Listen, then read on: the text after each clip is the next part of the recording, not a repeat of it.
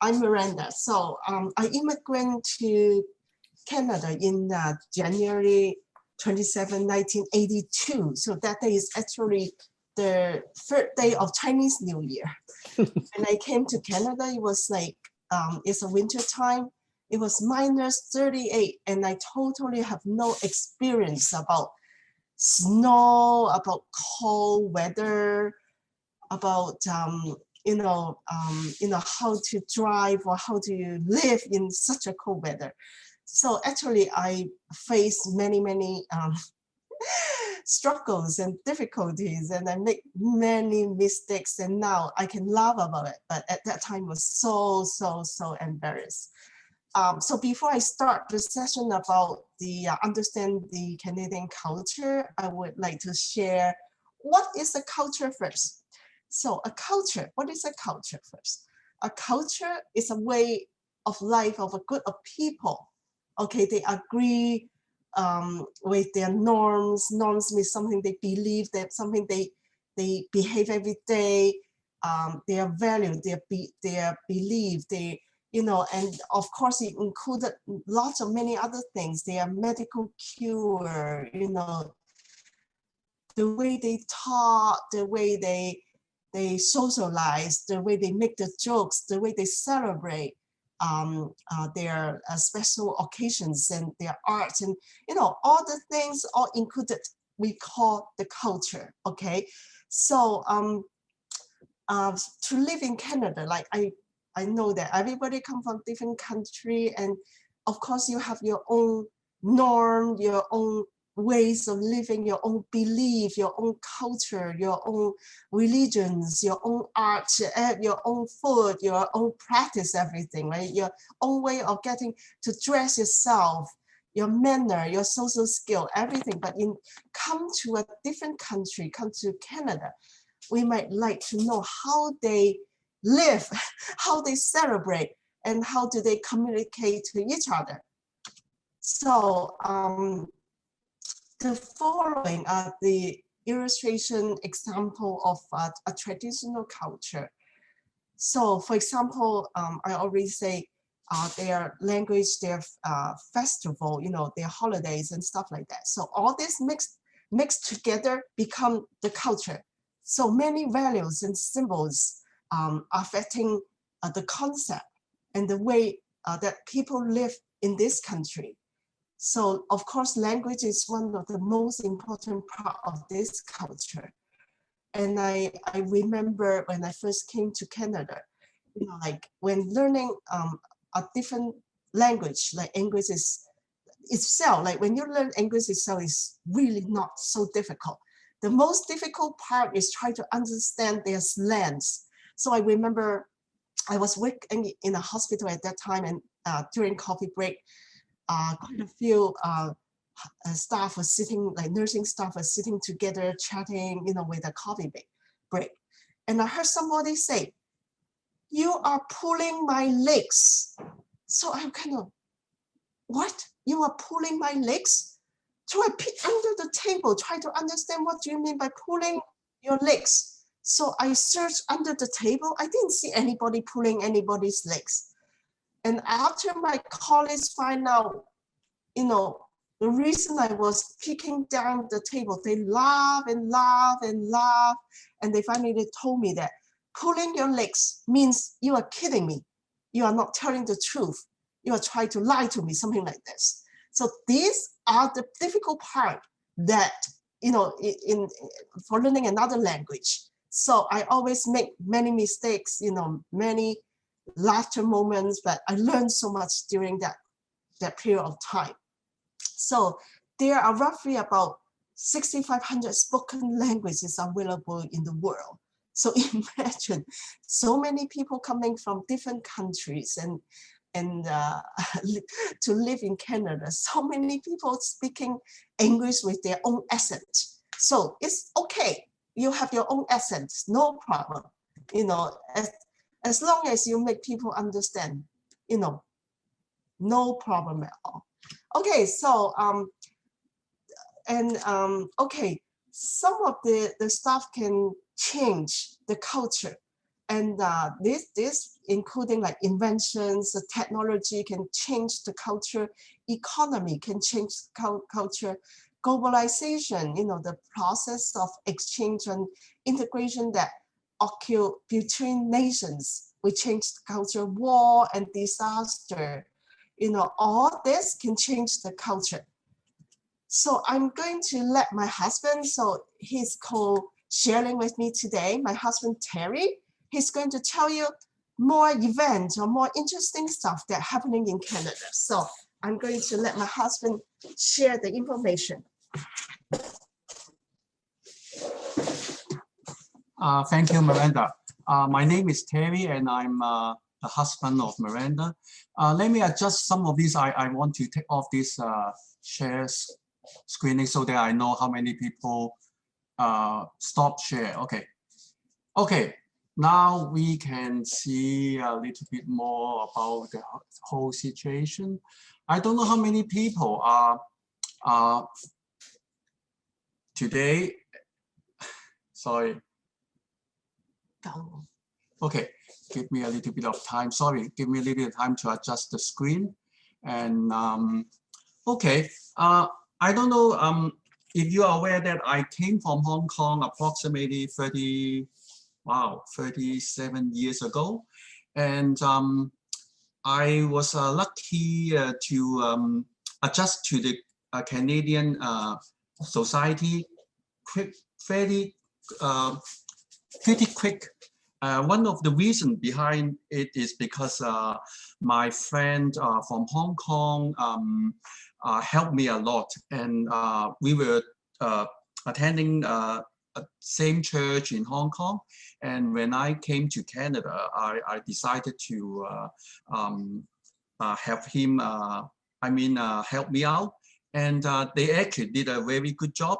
And on top of my friends, also my friend attended a Baptist church in Edmonton, Alberta back then. The whole church actually helped a lot.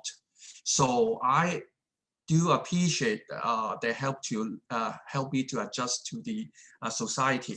And this is one of the, I would say, value that I really appreciate, that Canadians are very helpful and very friendly and willing to help people to and actually welcome new immigrants. I understand that approximately 300 to 400,000 new immigrants are coming to Canada in the coming years, as I heard from the federal government's announcement.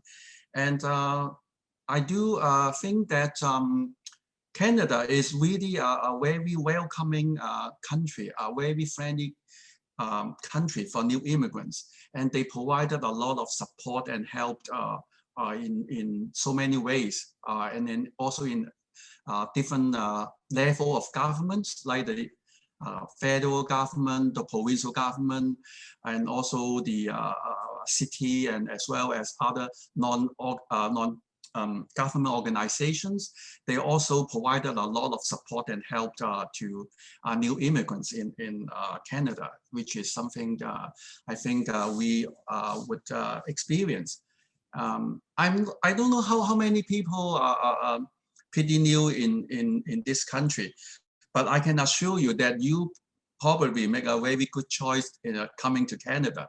As my experience back in 30 some years ago, I enjoyed Canada the very first day I arrived, and I never regret or feel bad about coming to Canada since then. I think I make a very good choice as well, coming to Canada. One of the reasons behind is probably because back in Hong Kong, we were a very small city. I mean, we have about 7 or 6 million people at that time, I would estimate.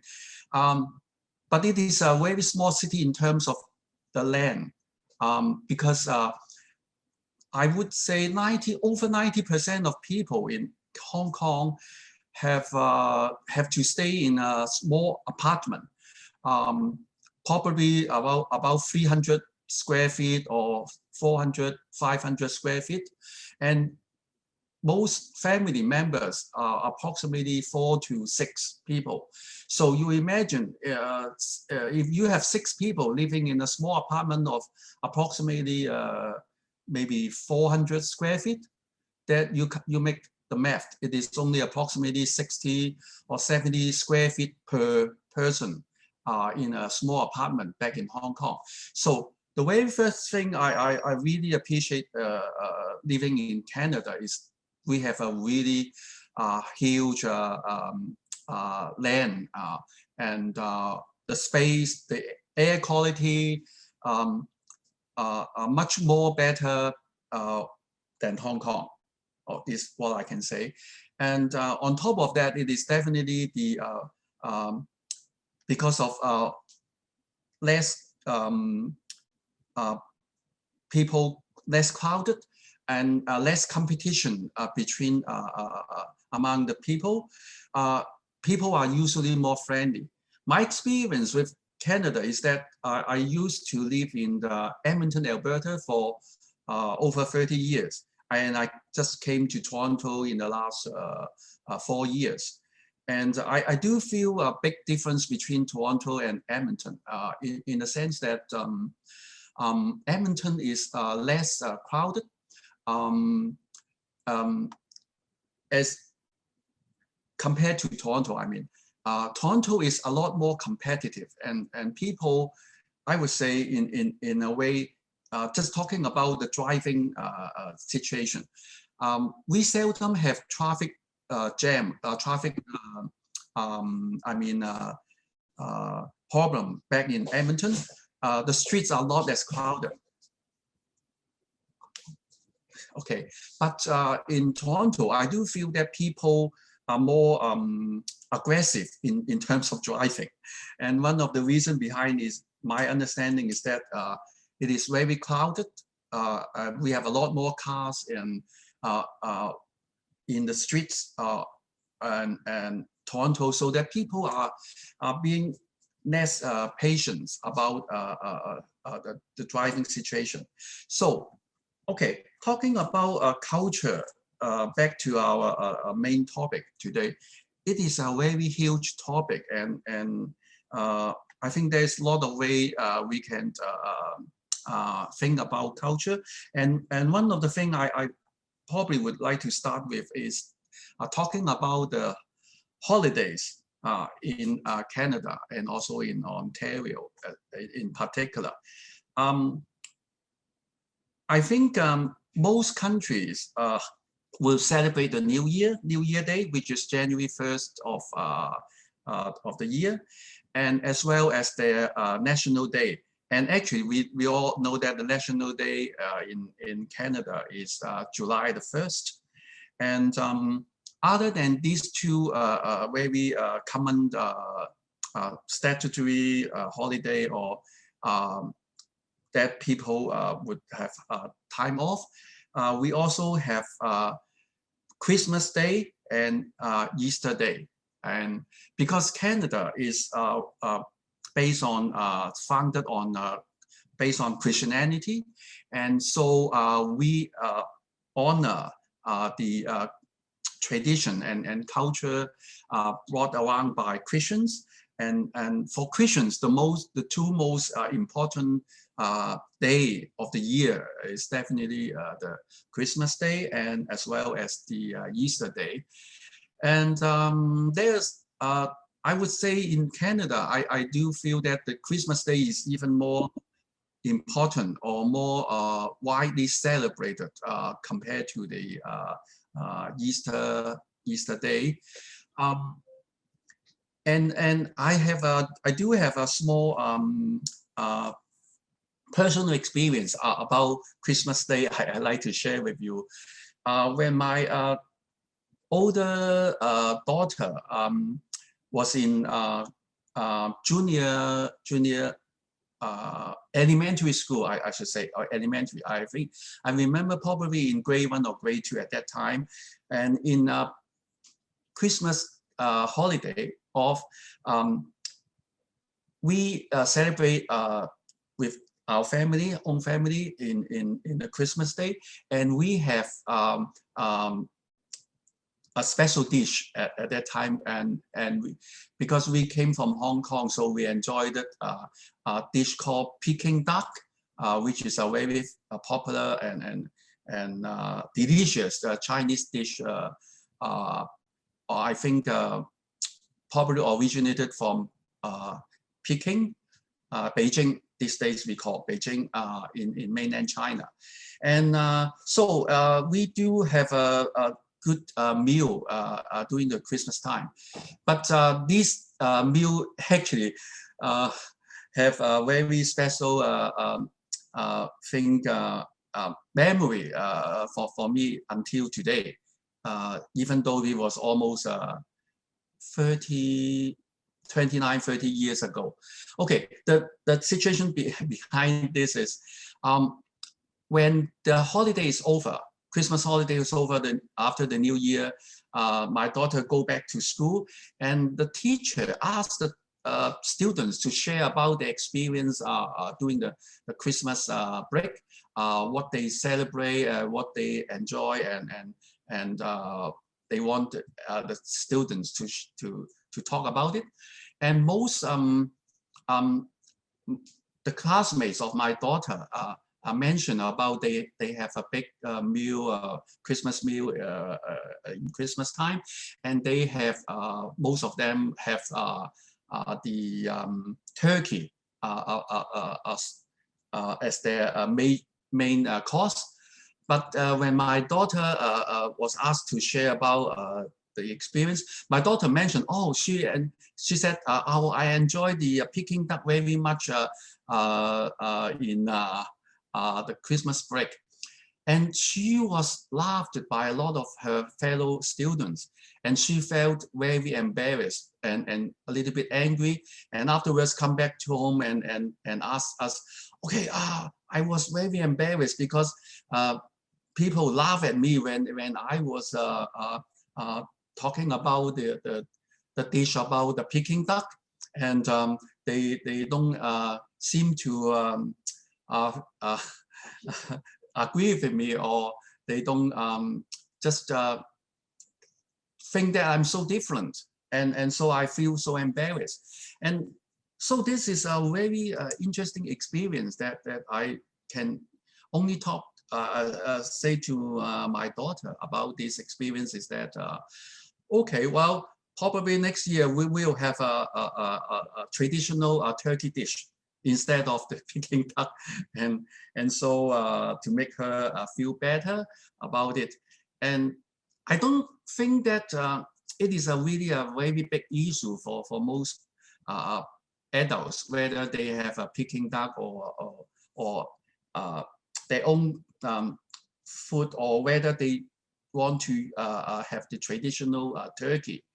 But I do feel that it would help if you kind of adjust your even your taste bud about enjoying the turkey, instead of having your own delicious dishes, your favorite dish back in your home country. I think it would make a difference, and also will encourage the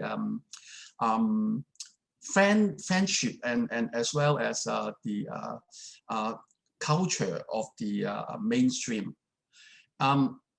I don't want to talk about whether it's right or wrong to do that, but I do really encourage people, even though we all come from different backgrounds, because Canada is mainly an immigrant country, and we would definitely have our own background coming to Canada.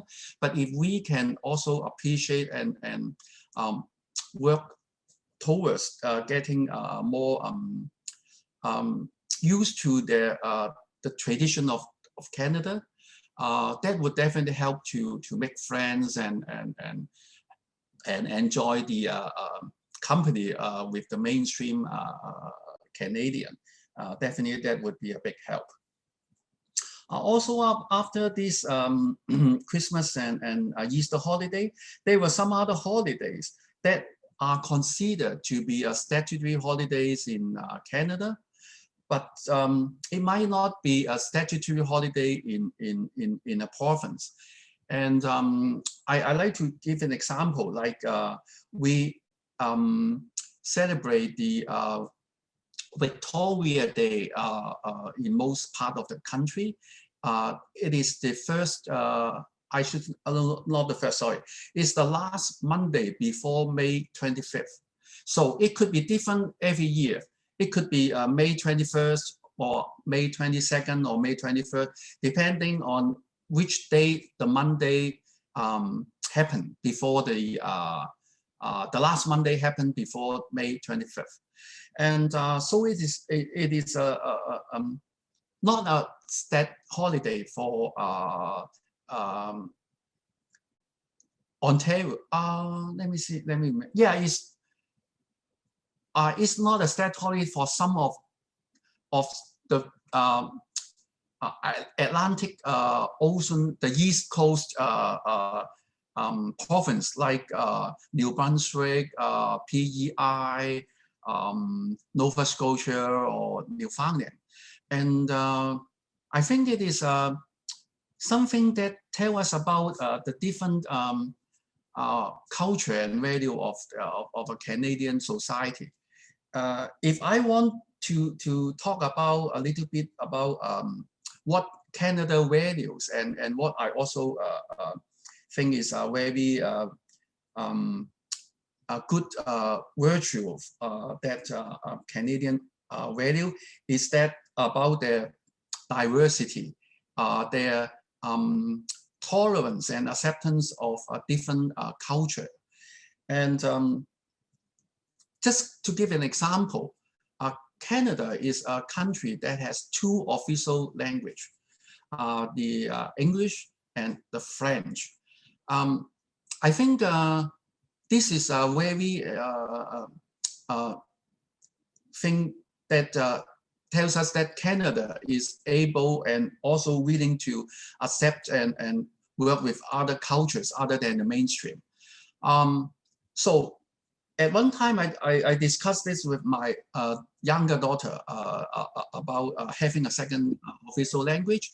I mentioned to her that apparently it seems it would cost a lot of money, and it is in terms of economic, it is not very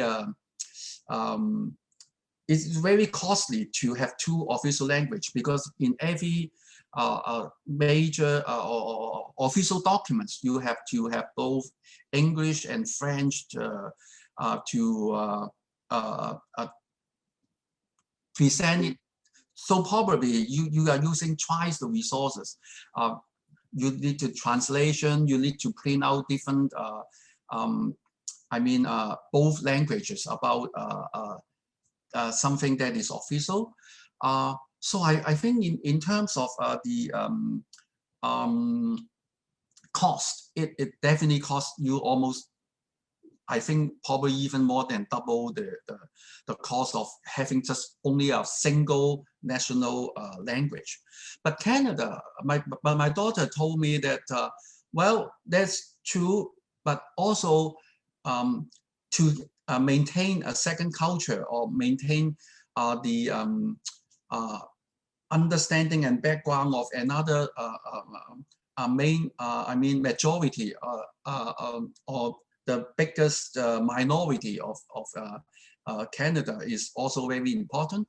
And the French did also have did a lot of contribution to the build up of the country. And so in order to honor their contribution and also because of a lot of historical background, so it would be also a very nice decision choice to make that French as also accepted as a second official language, even though we know the majority of people are still using English most of the time. But the French definitely have their importance in the making of the Canadian history. So that's one thing I do agree with my daughter, though, that we as a country, we do not only count, we shouldn't only value on the money side, the economic side of a decision, but we should also honor and respect and treasure the culture of other minorities within the country. And also there is, other than these set holidays, there were some other holidays that might not be called statutory holiday, but they are also as a general holiday honored, celebrated by Canada. One of the day, special day back in Edmonton, Alberta, which I enjoyed a lot, is a day called Heritage Day, which is just a few days before today, which is the 1st of August. Most of the time, 1st of August in Alberta, we celebrate a festival called Heritage Day. Okay, and the Heritage Day is something that we have approximately 60 to 70 different countries that set up a tent in the biggest part in Edmonton, and to display their own national culture and also what they about their history as well, display their history. And though they do have a lot of singing and dancing and other demonstration as well. And one of one of the few interesting dances I really enjoy is because I'm from China, so the Chinese lion dance from the China tent is one of my favorite attractions. And other than the lion dance, I also enjoy the other the kung fu, and as well as the Japanese karate, and as well as the Korean those taekwondo. The taekwondo also has a very nice performance by a big group of people. Okay, let me see, we have approximately another 15 minutes for me. Okay, so there's another day also that Canada celebrates, is called the Thanksgiving Day. The Thanksgiving Day usually happens in the fall of the year, which is approximately, most of the time is October. Okay, and what it celebrates is because we are an immigrant country, and the very first wave of immigrants coming from the European countries, they came to Canada, and the very first year they have a lot of adjustment and also difficulties and to cultivate the land. So the Thanksgiving is to remember the new our founders of this country when they first come to Canada, about their first harvest, which is after a few months of their cultivation, planting, developing the land for the food, and they have their crop ready and harvest, and so they make a big celebration to thank their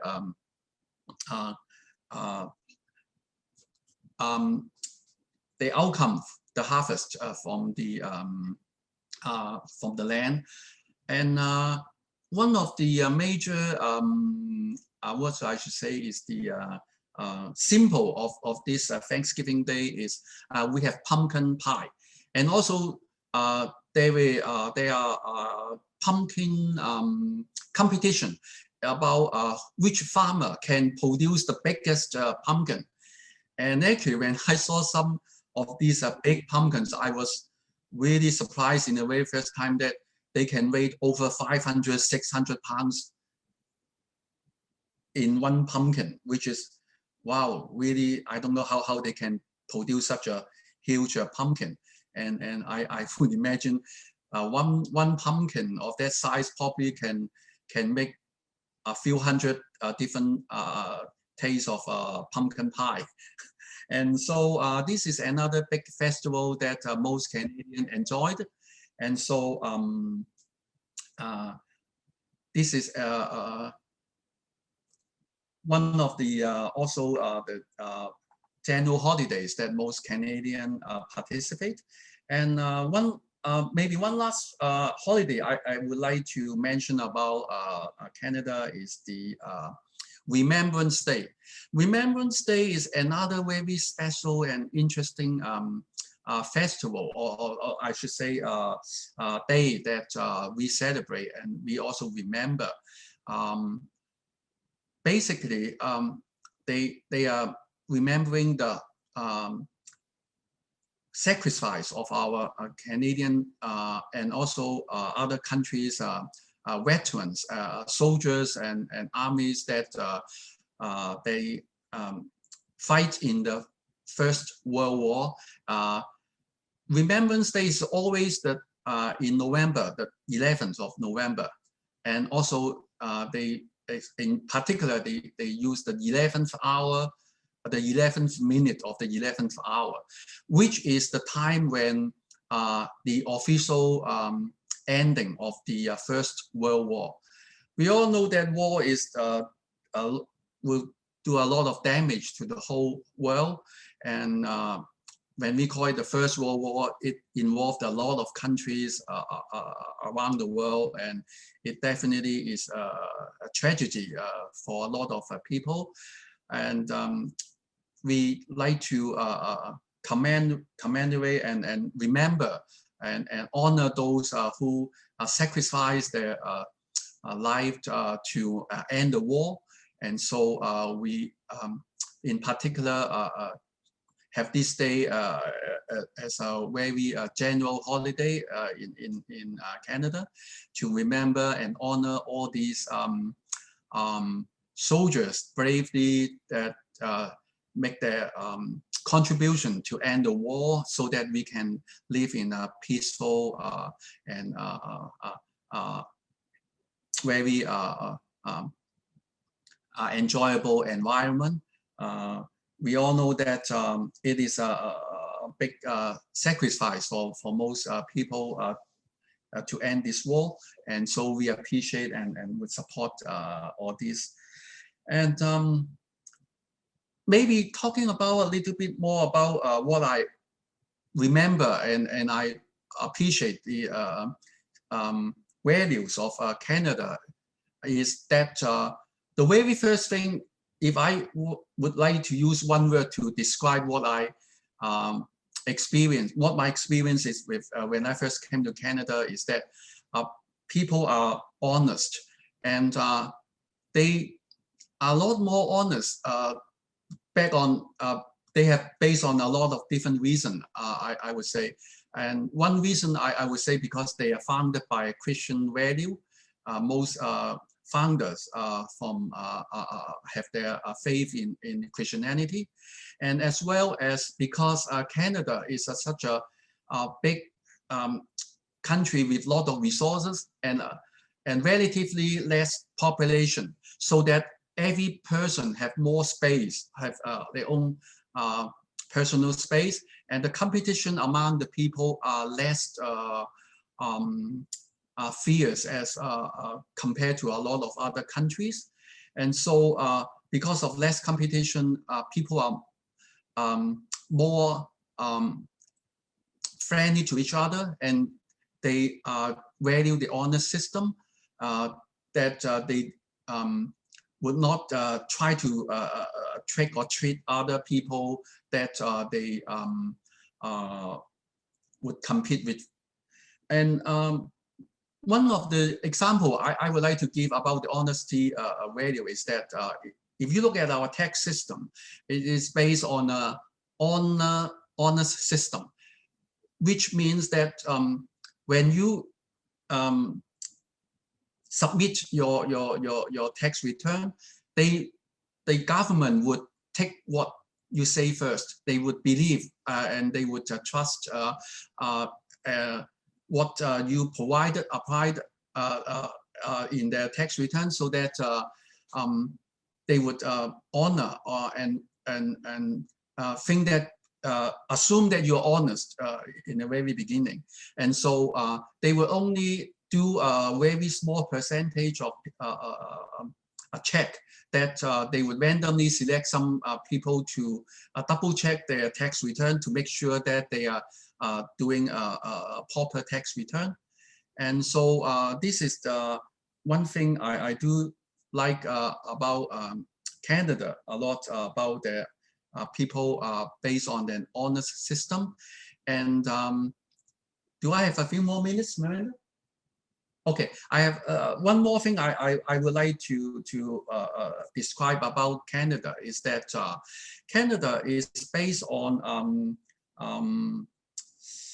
more acceptance than a challenge, I would say. The reason I say that I would like to give an example to that is because Canada practice law called common law, which is very different from the other countries that use continental law. The biggest difference between the two law systems is that the common law assumes that you were innocent before you were proven guilty, and they are more willing to let people get away with their mistakes if possible, rather than to charge some people or wrongfully committed convicted people that might not have make unlawful situation, which means they are a little more lenient, which means they would basically make sure that if they charge you and they convict you, you are really 99% you are wrong in a sense.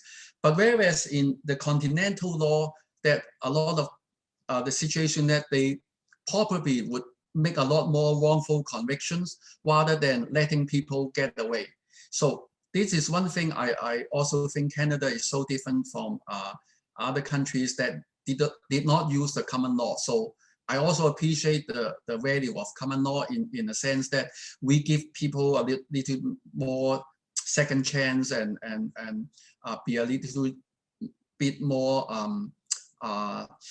difficulty to recover even if they make mistakes. So this is something I have this as a Canadian culture that I appreciate. And I think my time is about okay, over. Let me see. I think I have most of these things, but one more thing. Okay, I can also have one more thing I like to explore about this, is that as a country, I would not say Canada is perfect. As an individual, we are only human. We make mistakes as well. And Canada, even though I appreciate a lot of things that they value and they make good choice, good decisions, as a country, Canada also makes some mistakes. And especially because I'm a Chinese immigrant, I do notice that one of the major problem that happened almost 80, 19 years ago is about the Chinese head tax.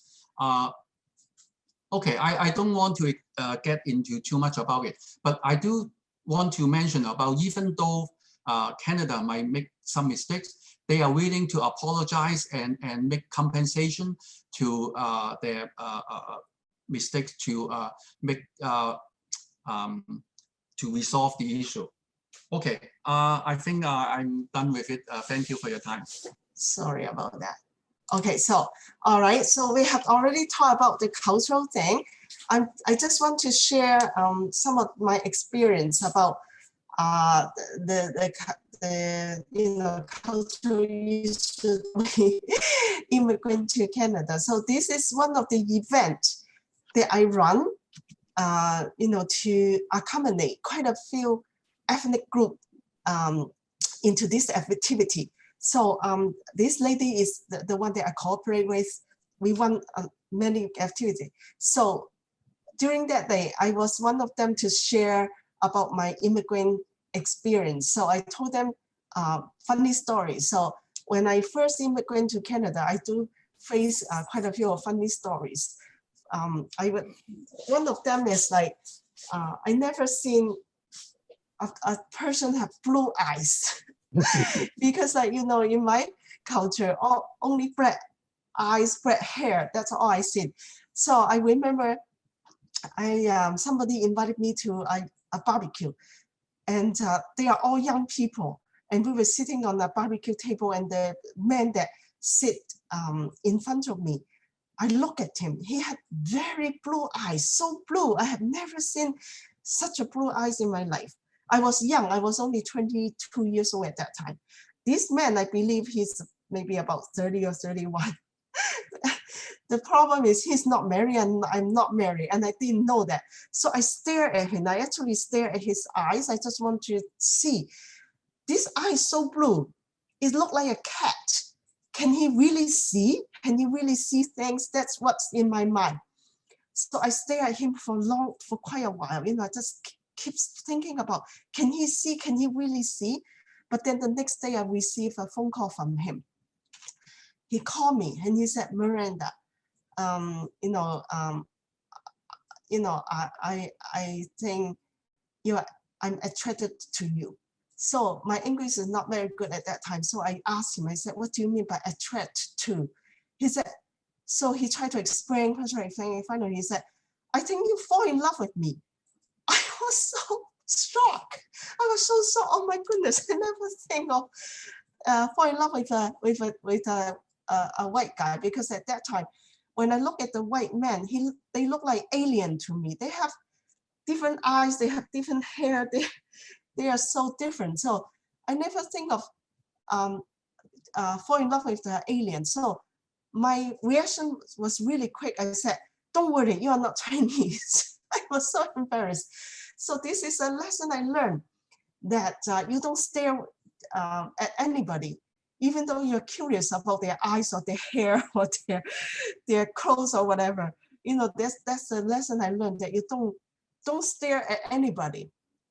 So we invited quite a few people to attend our activities. So you can see so many different ethnic group, Ukrainians, Filipino, Italy, everybody. So at the wall, you can see at the wall, we have people write their own experience about their immigrant experience. So all this writing were put on the wall, and people come and read, and some of the sentences are really touching. I remember one little story was telling about, is from a Philippine family.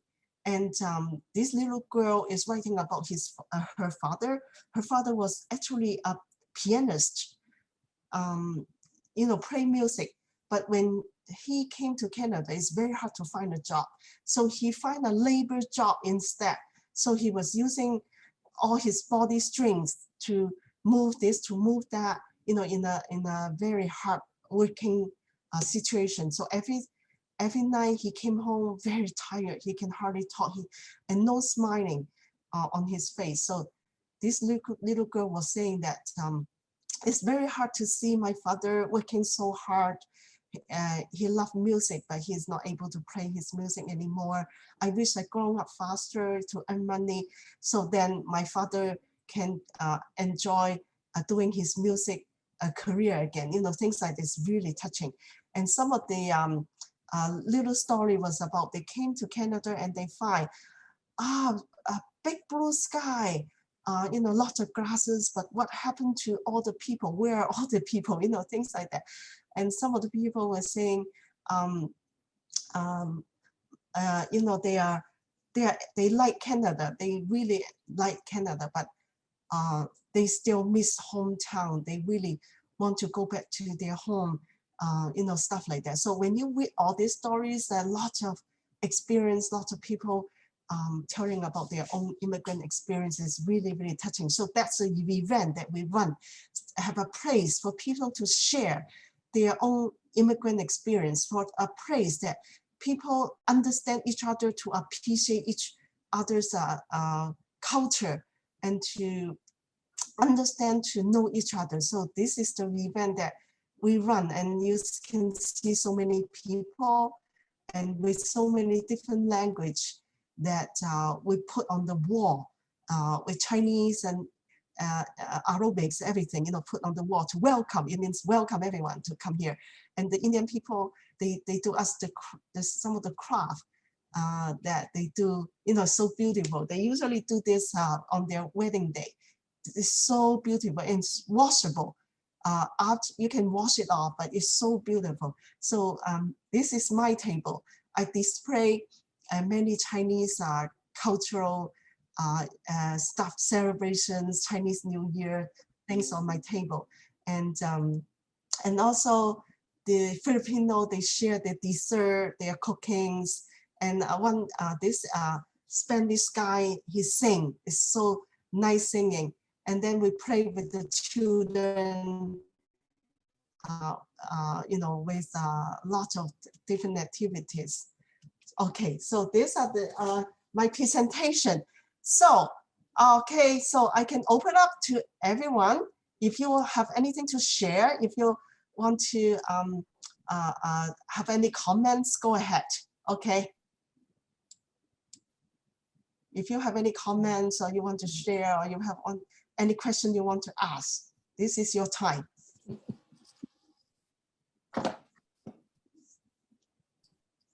So everybody is so quiet. How about Eric? Do you have anything to share? I came to Canada maybe 30 years ago. And I remember what benefited most was when I started working, there's always a colleague who helped me out, because when we first moved into the home, there's a lot of things that we never had to deal with in Hong Kong, like how to take care of the car, how to take care of the lawn, how to take care of the faucet if it starts to drip. Because in Hong Kong, you just call somebody and it will be fixed. And here, well, you still could, but they're so expensive. And actually, no one really does that unless it is like anything major. So there's a colleague who I just have coffee all the time and just ask him all those questions. And indeed, as what you and your husband were sharing, the Canadian people in general are very helpful. They really take their time to explain to us, you know, what needs to be done, and keep have to go going back, like what tools to use, and then go to Canadian Tire on Saturday first thing in the morning to buy what he asked me to buy, and try to do it. And if I couldn't quite do it, go back on Monday and ask him again. And yeah, there's a lot of blessings.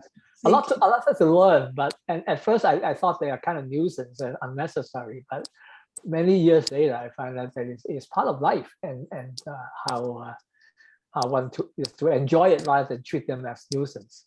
I'm sure many of us here may be new to Canada, and there are many things new to learn, and at first it's intimidating, at first it's unpleasant and inconvenient, because so many things you can ask other people to do, but you have to do it here.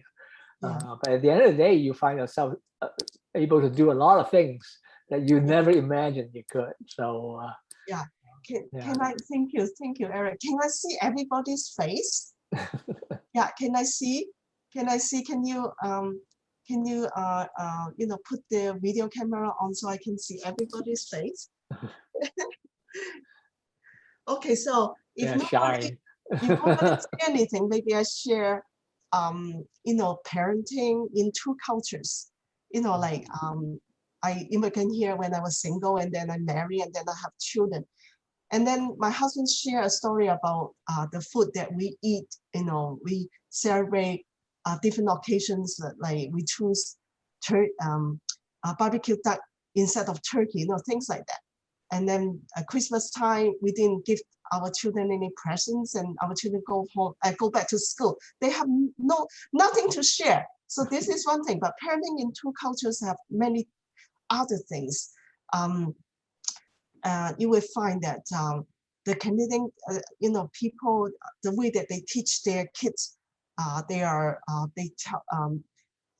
teach them to be very independent, and they emphasize on assertiveness. So I remember, when my children are a little bit older, I want them to like help maybe sweep the floor, do their own room, clean their own room and stuff like that.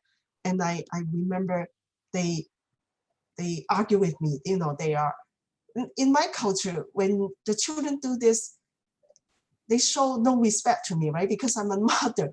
I tell them what to do. They're supposed to obey and then carry on my request. But they were arguing with me, and then they would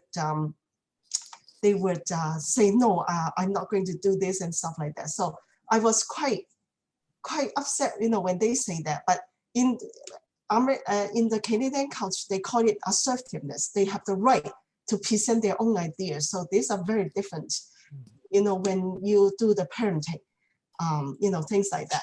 So, okay, we still have about 2 more minutes. Anybody want to share or ask a question about the Canadian culture?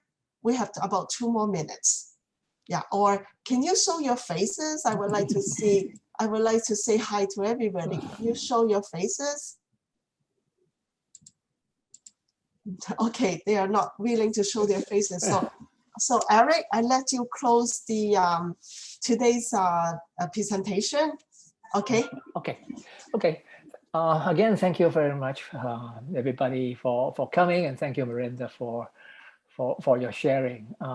As many of us are really not originally from Canada, and some of you may be very new to Canada, I just want to encourage you with a Bible verse about how we are to settle down in a new country that God put us in, and it's from Jeremiah 29, and the prophet Jeremiah was talking to the people of Israel who were being exiled to a foreign land, and they didn't fit.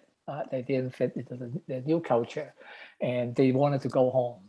And the Lord asked the prophet Jeremiah to tell his people what to do. And he says, build houses and settle down, plant gardens and eat what they produce, marry and have sons and daughters. Also, seek the peace and prosperity of the city to which I have carried you into. Pray to the Lord for it, because if it prospers, you too will prosper. So the Bible is clear that we are to settle down and pray for the new country that you find yourself into, even though there are many things that we need to get used to. And the reason ultimately, if Canada prospers, so would you and your family too. So as Canada is going to an election soon, and the new leadership, maybe we'll end this session with a word of prayer. Heavenly Father, we thank you once again for leading us into this beautiful country called Canada. It has many good things, a strong human rights protection, a good welfare state, and to make sure that the weak and the poor are protected and have the minimum amount that they could live on. There is respect and dignity to everyone, and although as any human beings or any countries, mistakes were made in the past, and so we nonetheless we thank you for leading us into living in this very blessed country. As the election is coming soon and the new generation of leaders will be coming up. We pray for the prosperity of the country, and pray for the wisdom of the leaders that you have appointed to this country, so that it will continue to be a place where people can live in peace, in prosperity, and people could flourish and could be a source of good, not only for the people within the country, but to the world. So in Jesus' holy name we prayed. Amen. Amen. And thank you for everyone for coming, and hope that you will see all of you in the next sessions, in the coming sessions. Okay, take care. Bye. Bye-bye.